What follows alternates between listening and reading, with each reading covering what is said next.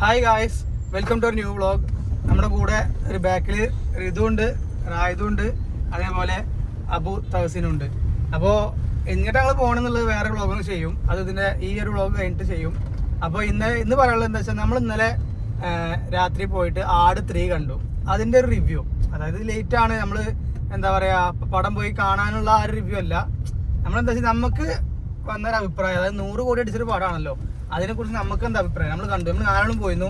ഇന്നലെ രാത്രി പോയത് ഒരു 6:00 കയറിയിട്ട് 9:30 ഷോ കഴിഞ്ഞു അല്ലേ, 9:00 കഴിഞ്ഞു.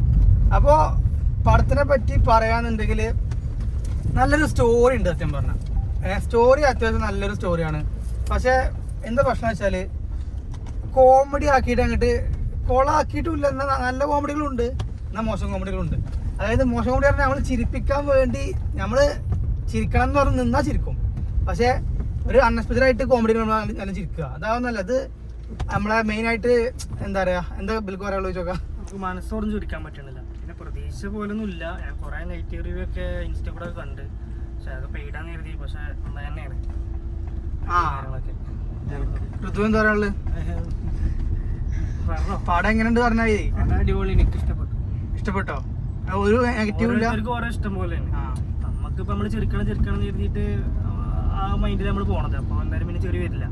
പക്ഷെ പ്രതീക്ഷ പോലെ കൊണ്ട് ചെറിയ കാര്യങ്ങളൊന്നും ഒരു തമാശ ഒന്നും വർക്കൗട്ട് ആയിട്ടില്ല. കുഴപ്പമില്ല, കണ്ടിരിക്കാം, അത്രേ ഉള്ളൂ. 3 മണിക്കൂറിന് ലാഗ് ഉണ്ടായിരുന്നോ? ലാഗുണ്ട്, ലാഗ് ഉണ്ട്.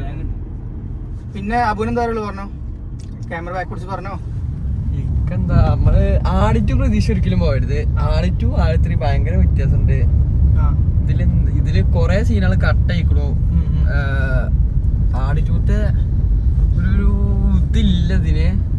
പക്ഷെ നല്ല സ്റ്റോറി വൈസ് അല്ല, അടിപൊളിയാണ്. എടുത്തു വെച്ചിക്കണു, അടിപൊളിയാണ്. അടിപൊളി ഫ്രെയിമുകളുണ്ട്. ലാഗും ഉണ്ട് അത്യാവശ്യം. ഫസ്റ്റ് ഹാഫ് അല്ല ലാഗ്.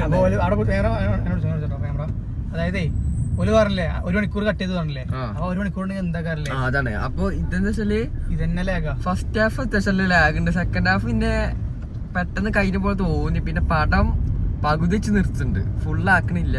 അപ്പൊ അത് അടുത്തത് പാടില്ല ആണ്. കോമഡി ഉണ്ടോ? പോലീസ് അപ്പൊ നെട്ടി കയ്യുടെ കിച്ചൺ വരാ. നമ്മള് ബെൽറ്റിട്ടുക്കണു. എന്താ പ്രശ്നം? നമ്മളൊരു വയലേഷൻ ലൈസൻസ് കൊണ്ട് ബെൽറ്റ് ഇട്ടുക്കണു.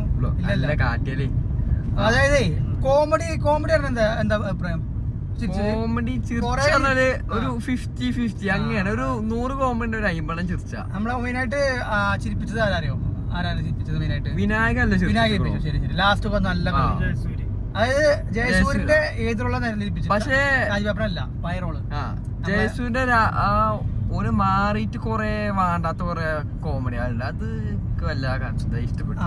അതായത് അല്ലല്ല പഴയ ജയസൂര്യ അതൊക്കെ പഴയ കോമഡി. നമ്മൾ ഈ പഴയ ദിലീപിന്റെ അടുത്തൊരു കോമഡി ഉണ്ടാവല്ലോ, അത് കുറെ ഉണ്ട്. അങ്ങനത്തെ പറയണ്ടല്ലേ, അതായത് നമ്മള് ക്രിഞ്ച് കോമഡി. അതേപോലെ ആ കൊഞ്ഞ കുത്തിനുണ്ടല്ലോ, അതും കുഴപ്പമില്ല, ചെറുതായിട്ട് വർക്കൗട്ട് ആയിക്കണു. എന്നാലും അബു ഉറപ്പിച്ചു. ഈ അബു അല്ല, നമ്മളെ അറക്കൽ അബു ഉറപ്പിച്ചു.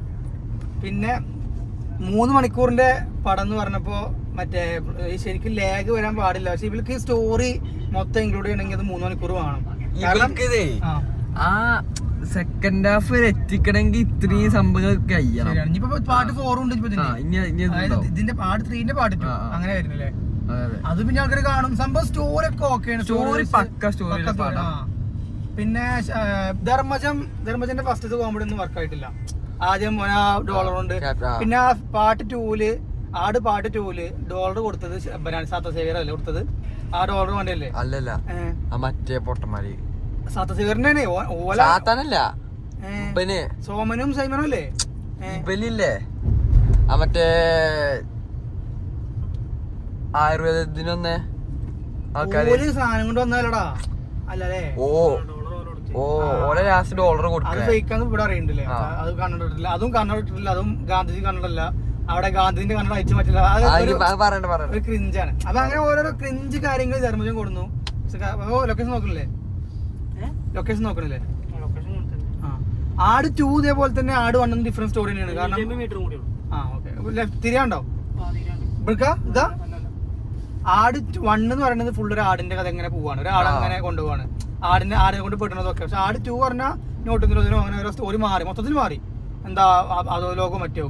ആട് 3ലും ഇതേപോലെ വിദേശത്തെ ഗുണ്ടകൾ വരുന്നുണ്ട്. ഉഷാറായില്ലേ, ആദ്യം ഉഷാറായി. ആ ചാടിച്ചോട്ടും, അതായത് ടൈം ട്രാവലിലും ഒരു ഉഷാറാണ്, ഇതിലും ഉഷാറാണ്. അങ്ങനെ സ്റ്റോറി ഉണ്ട്. സത്യം പറഞ്ഞാൽ കണക്ട് ആവുന്നുണ്ട്. കോമഡി ആക്കി കൊളാക്കിയോ എന്ന് സംശയമുണ്ട്. അതായത് ഒന്നുകൂടി ഇരുത്തി ആലോചിച്ചിട്ടുണ്ടെങ്കിൽ ശരി നന്നായിരുന്നു. അതായത് നല്ല കോമഡി ആയിരുന്നു. ഈ ചളിയൊക്കെ ഒഴിവാക്കിയിട്ടുണ്ടെങ്കിൽ ഒരു 75% കോമഡി തന്നെ ആ പടം ഒന്ന് സെറ്റ് ആയിരുന്നു. അന്നത്തെ 100 കോടി കിട്ടി, വിജയിച്ചു. നെഗറ്റീവ് അല്ല പറയേണ്ടത്, നല്ലതും പറഞ്ഞു മോശം പറഞ്ഞു, അത്രേ ഉള്ളൂ. അപ്പൊ ഇതായിരുന്നു നമ്മുടെ ആട് 3ന്റെ വ്ളോഗ്. ഇതൊന്നും പറയാനല്ലോ ആർക്കും, എല്ലാം ഓക്കെ അല്ലേ?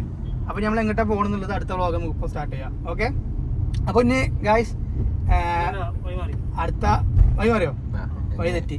സോ ഇനി എൻഗേജ്മെന്റും കല്യാണവും ബ്രൈഡ് ടു ബിയും ഒക്കെ വരുന്നുണ്ട്. ഒക്കെ നമ്മളിത് വ്ളോഗായിട്ട് ചെയ്യും. അപ്പൊ നമുക്ക് വഴി തെറ്റിട്ടുണ്ട്. ഇനി നമ്മൾ തിരിച്ചു പോവാണ്.